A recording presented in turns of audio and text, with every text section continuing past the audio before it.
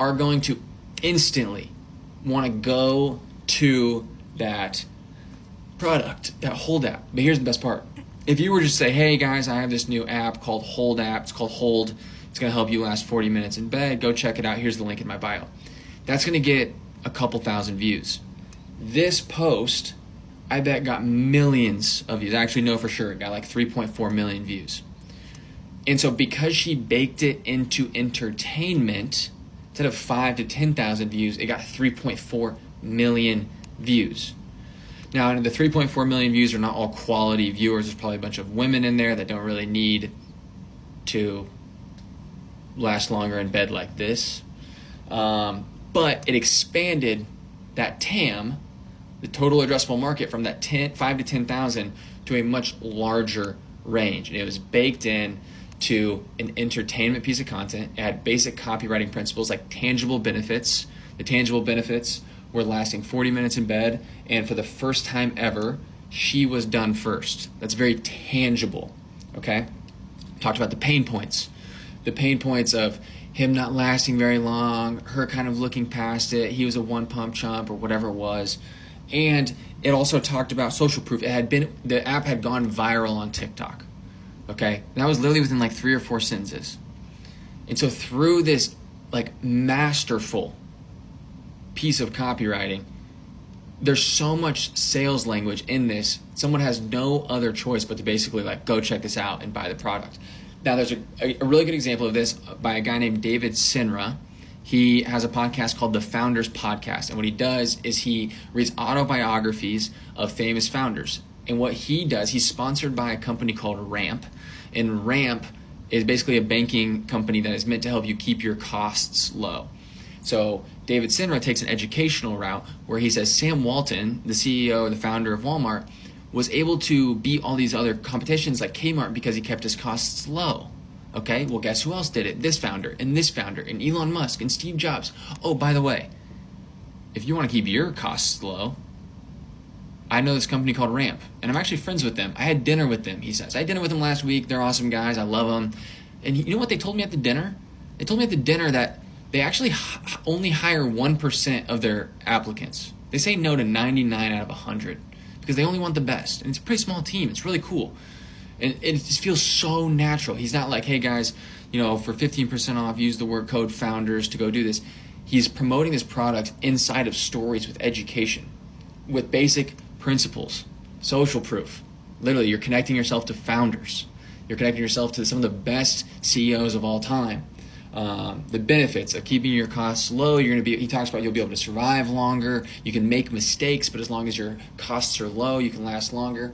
And so guys, this is how you make a viral piece of bottom of funnel content. Again, bottom of funnel means it is meant to push your product.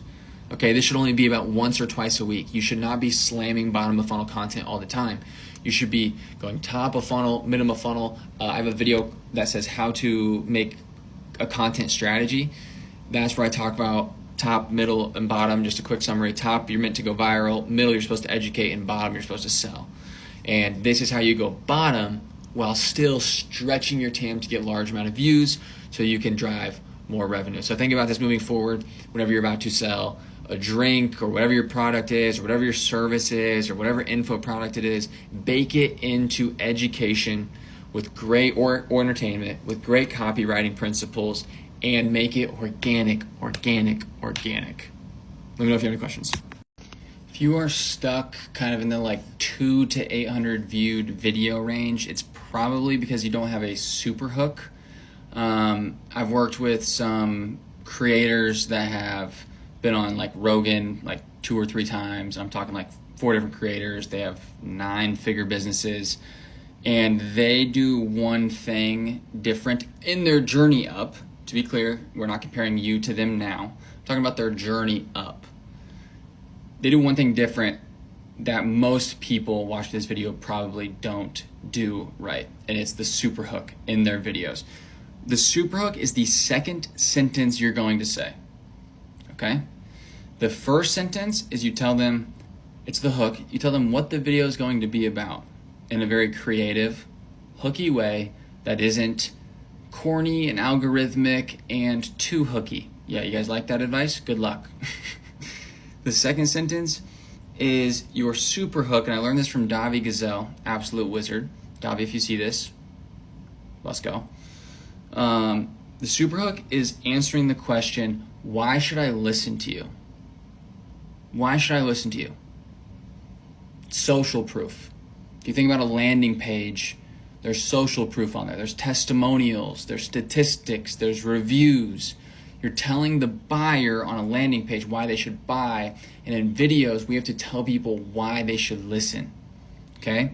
If you think that you just get to make a video and you're just going to get views without earning their view, without telling them why they should listen to you, without having done anything noteworthy to even have a reason why they should listen to you, you have like a fallacy in your mind. That's a shortcut. It's a shortcut, and it's actually going to end up not working. It's going to be a shortcut that turns into a long cut that doesn't work. You like that? Okay. So answering the question, why should I listen to you? I want to give an example. In this video, if you go back, I talked about how I've worked with bigger creators that have been on Rogan. Another way to do this, a very clear but kind of corny way, is talking about how much money you've made in a short amount of time. That's an easy way to do it. Another way could just be talking about a lifestyle that you've earned. Hey, I get to travel the world now, and I love it. Here's the video. It could be a different accomplishment. It could be how I got, to an Ivy League school, or I spent 4 years at an Ivy League school and I learned this. It's these things that just earn a little bit of credibility. You want to say them without being arrogant and without being very flashy. And I know this is not great advice because that's not tactical. Okay? You just kind of have to test it and get more comfortable saying it, and test a new angle and test a different angle. Say it faster and more nonchalant, and then try it longer, and then try different numbers. But your super hook is something that should be in every single one of your videos, almost 80% probably. You should have 2 or 3 in your arsenal. You should have 2 or 3 that can ebb and flow to make sure you're not saying the same thing over and over again. But what it does is it adds credibility. It earns the click. It earns the watch. And what I want to say is, if you have done nothing in your life to earn a super hook, to earn someone's view, to earn someone's watch